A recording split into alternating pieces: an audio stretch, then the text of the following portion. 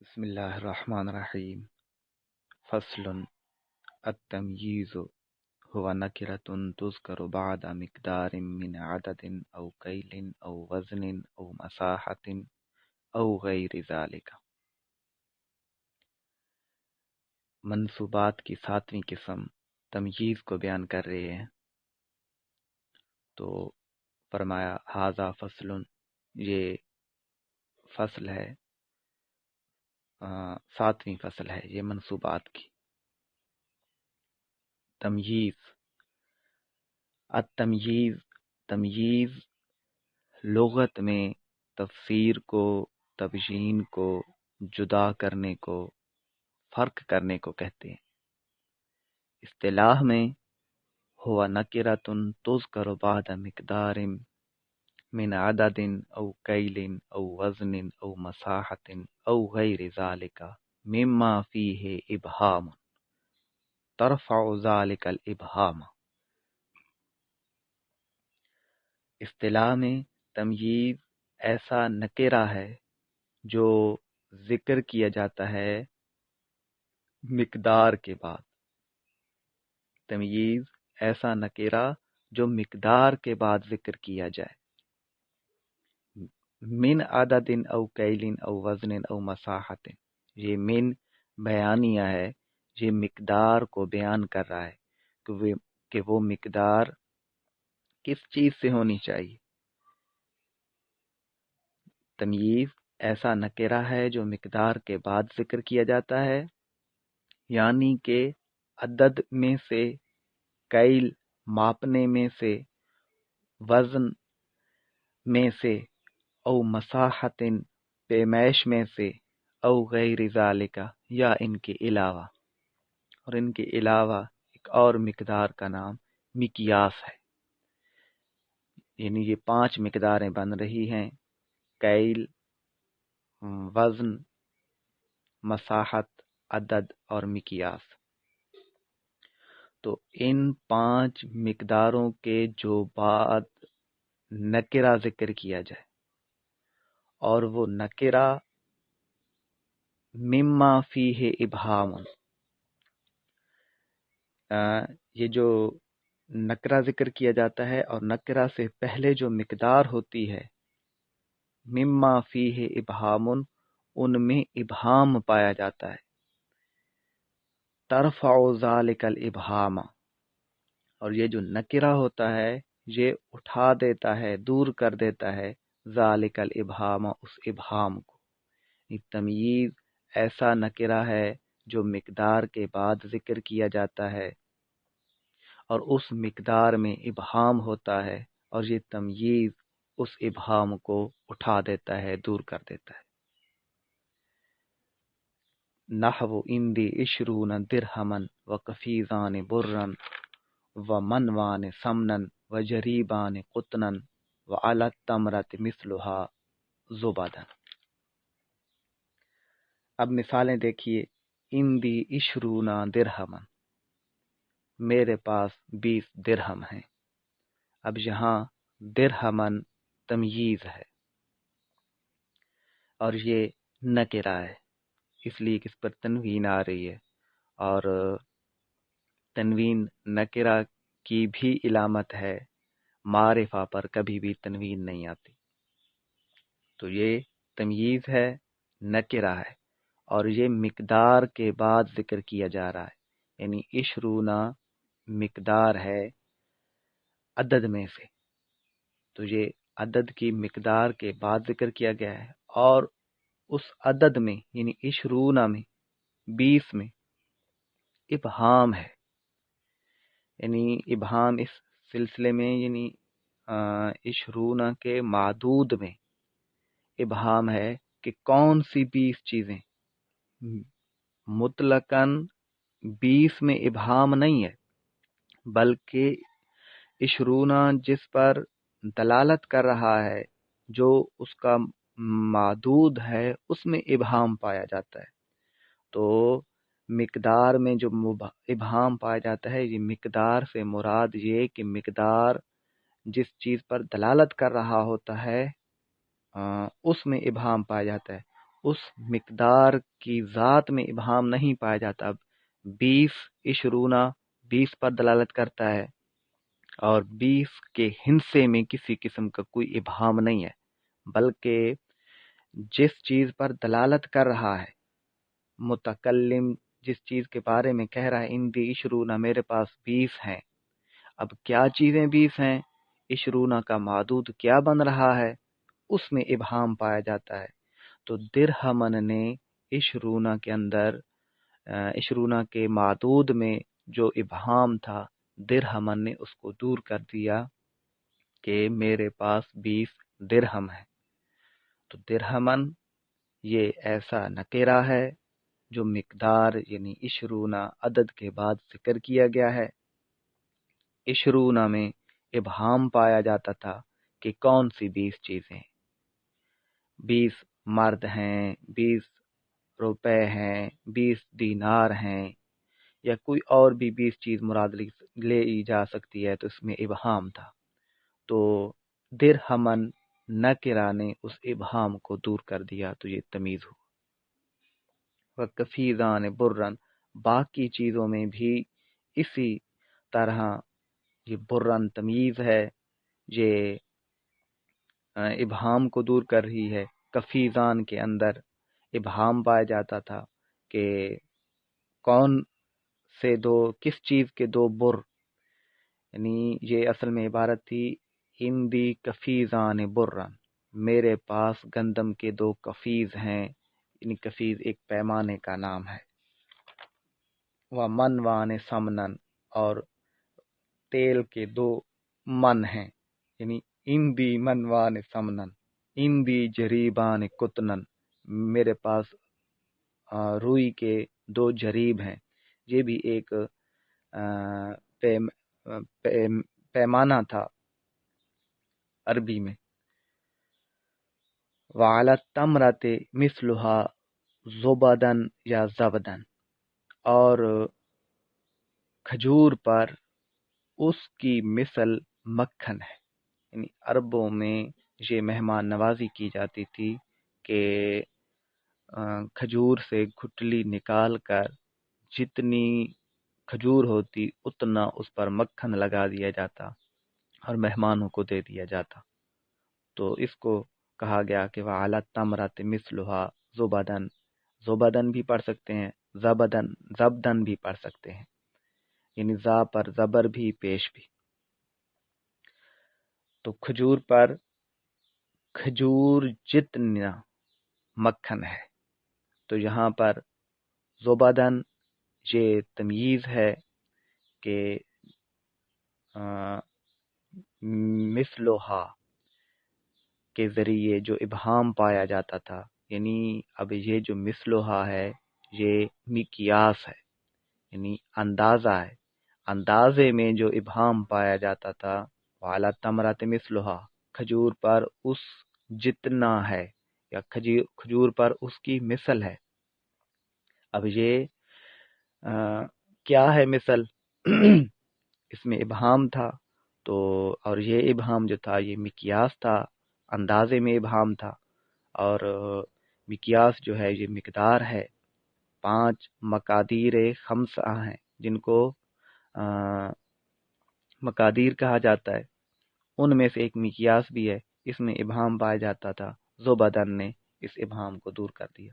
جریبان کتنن میں بھی کتنن تمیز ہے، جریبان یہ مساحت میں پیمائش میں ابہام یعنی یہ پیمائش پر دلالت کرتا ہے، مساحت جو کہ مقدار میں سے ہے اس میں ابہام پایا جاتا تھا، تو قطنن نے اس ابہام کو دور کر دیا۔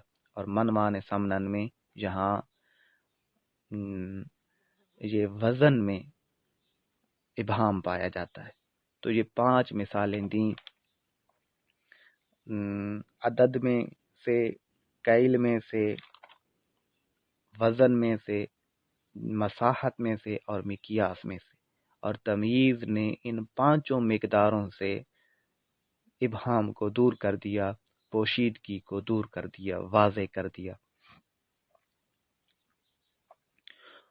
وقد یکون، اچھا ان کی ترکیبیں جو ہوں گی، سب سے پہلی ترکیب مختصراً دیکھ لیجئے، اندی اشرونا درہمن، اند مضاف، یا ضمیر متکلم کی مضاف الیہ، مضاف الیہ مل کر خبر مقدم، اشرونا ممیز، درہمن تمیز، ممیز تمیز مل کر مبتدا مؤخر، مبتدا اپنی خبر سے مل کر جملہ اسمیہ خبریہ ہوا، باقیوں میں بھی اسی طرح ہوگی۔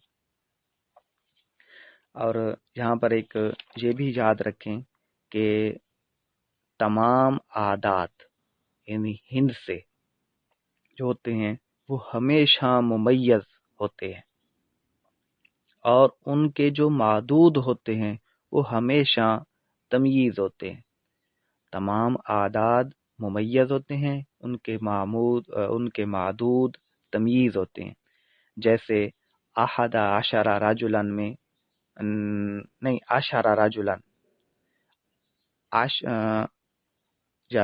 احد عشر بھی کر سکتے ہیں، احد عشر رجلاً میں احد عشر ممیز، رجلاً تمیز۔ اور انہی ہندسوں میں سے، اعداد میں سے 3 سے لے کر 10 تک، اور 100 یعنی مئتن، اور 1000 یعنی الفن، 3 سے لے کر 10 تک، 100 اور 1000، یہ اپنے معدود کی طرف مضاف ہوتے ہیں، یہ اپنے معدود کی طرف مضاف ہوتے ہیں۔ ترکیب میں ان کو ممیز مضاف اور تمییز مضاف الیہ کہا جاتا ہے۔ 3 سے لے کر 10 تک اور 100 اور 1000، ان کو پہلے مضاف یعنی یہ ممیز بنتے ہیں اور پھر مضاف بنتے ہیں، اور ان کا جو معدود ہوتا ہے وہ تمیز مضاف الیہ بنتا ہے۔ تو اعداد ان کے علاوہ، ان 3 سے لے کر 10، 100 اور 1000، ان کے علاوہ ممیز بنتے ہیں اور ان کا معدود جو ہوتا ہے وہ تمیز بنتا ہے۔ وَقَدْ يَكُونُ عَنْ غَيْرِ مِقْدَارٍ نَحْوُ هَذَا خَاتَمٌ حَدِيدًا وَسَوَارٌ ذَهَبًا۔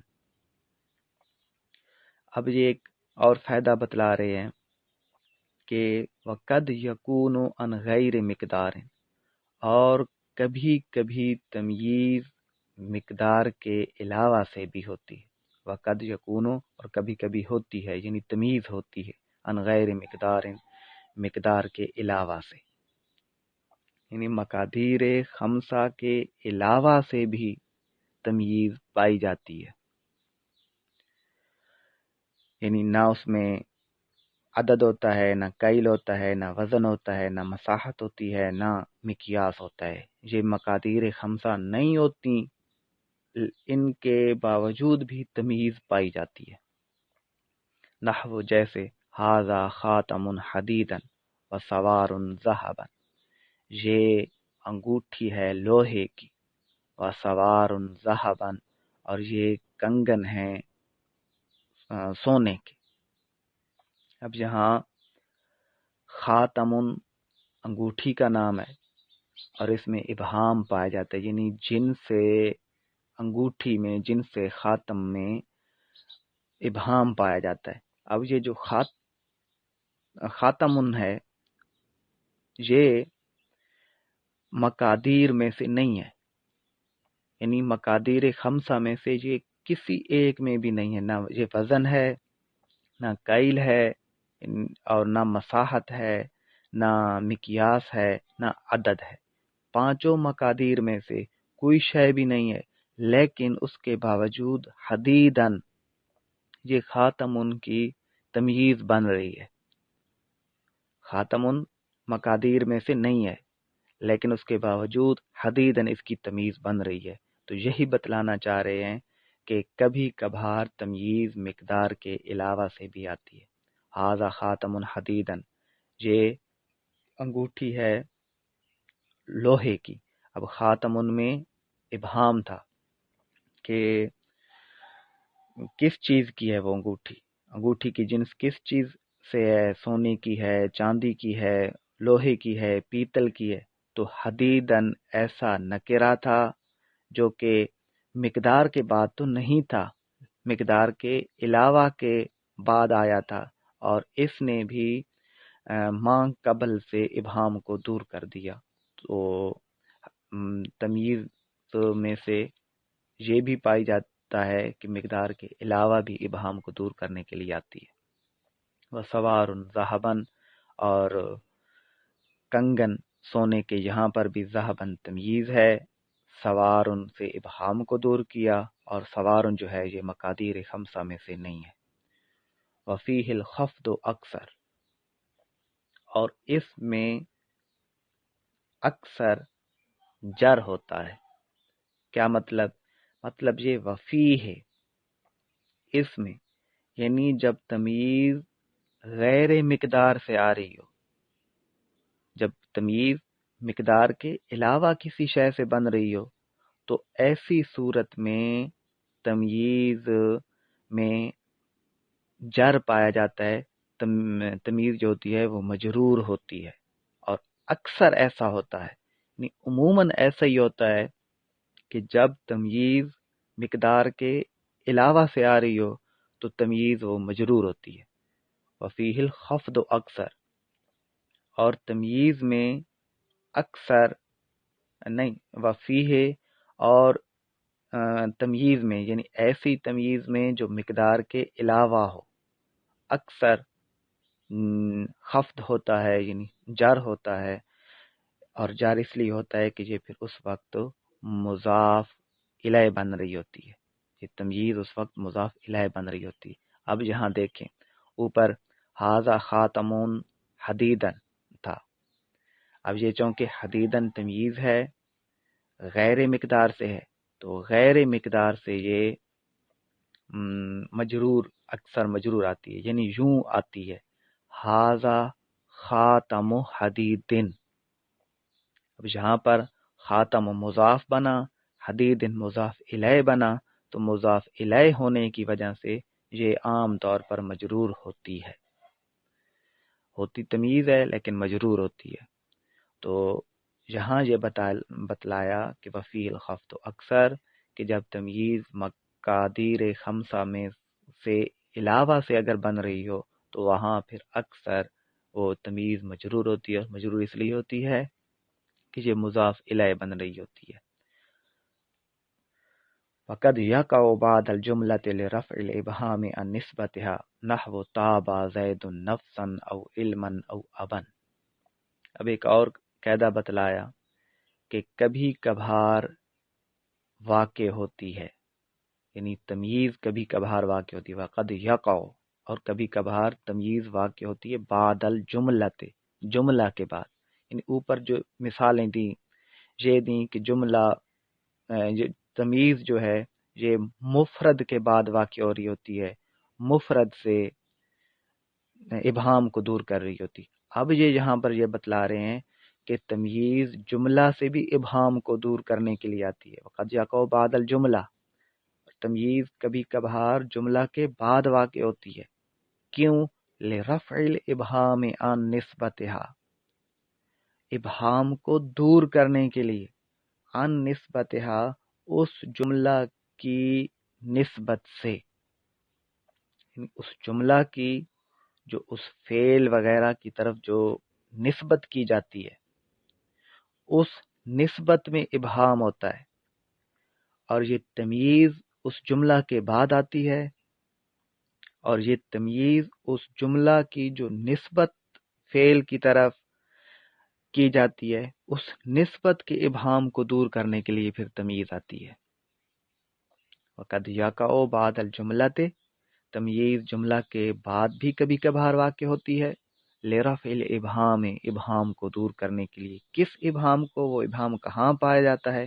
عن نسبتها، اس جملہ کی نسبت سے ابہام کو اٹھانے کے لیے، ابہام کو دور کرنے کے لیے۔ جملہ میں ابہام نہیں ہوتا، جملہ کی جو نسبت کی جا رہی ہوتی ہے اس نسبت میں ابہام ہوتا ہے، اور یہ تمییز اس نسبت کے ابہام کو دور کرنے کے لیے آتی ہے۔ یہ بات تھوڑا سا فرق ہے، اس کو یاد رکھنا چاہیے کہ اگر جملہ کے بعد تمییز آئے تو جملہ سے ابہام کو دور نہیں کر رہی ہوتی، بلکہ جملہ کی جو فعل وغیرہ کی طرف نسبت کی جا رہی ہوتی ہے اس نسبت کے ابہام کو دور کرنے کے لیے آتی ہے۔ نحو تابا زید نفسا او علما او ابا، جیسے تابا زید نفسا، زید تابا خوش ہوا زید بذات خود، زید خود خوش ہوا، یا تابا زید علما، زید خوش ہوا بطور علم کے، علم کی وجہ سے خوش ہوا، یا تابا زید ابن، زید خوش ہوا باپ کی وجہ سے، یعنی وہ باپ بنا اس وجہ سے خوش ہوا، یا ابن سے مراد یہ بھی لی جا سکتی ہے کہ زید خوش ہوا کہ اس کا باپ زندہ ہے۔ تو اب یہاں دیکھیں کہ نفسن، علمن اور ابن یہ تمییز ہے، اور یہ جملہ کے بعد واقع ہو رہی ہے۔ تابا زیدن، تابا فعل، زیدن اس کا فاعل۔ اب فعل اور فاعل مل کر جملہ فعلیہ خبریہ ہوتا ہے، یعنی پورا جملہ ہوتا ہے۔ تو اب یہاں پر تابا زیدن میں زید کی جو نسبت کی جا رہی ہے اچھا ہونے کی یا خوش ہونے کی طرف، کتاب زیدن، زید خوش ہوا، اس نسبت میں تھوڑا سا ابہام پایا جاتا ہے کہ کس وجہ سے وہ خوش ہوا، کیوں خوش ہوا۔ تو جب تابا زیدن میں فاعل کی فعل کی طرف نسبت میں ابہام پایا جاتا تھا تو نفسن نے یا علمن نے یا ابن نے اس نسبت کو دور کر، اس نسبت کے ابہام کو دور کر دیا۔ تو جملہ کے اندر جو نسبت پائی جاتی تھی تابا زیدن میں، فاعل کی جو فعل کی طرف نسبت پائی جاتی تھی اس نسبت میں ابہام تھا، نفسن نے اس ابہام کو دور کر دیا۔ تو اس کی ترکیب اب یوں ہوگی کہ تابا زیدن میں تابا فعل، زیدن اس کا فاعل،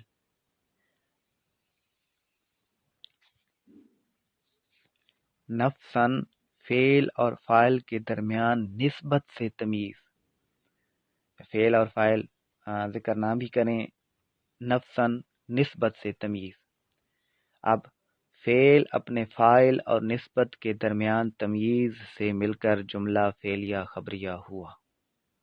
تو یہاں پر تابا زیدن میں زید کو ممیز نہیں بنائیں گے، اس لیے کہ زید کے اندر کسی قسم کا کوئی ابہام نہیں پایا جاتا، بلکہ زید کی جو نسبت کی جا رہی ہے اس نسبت میں ابہام پایا جاتا ہے۔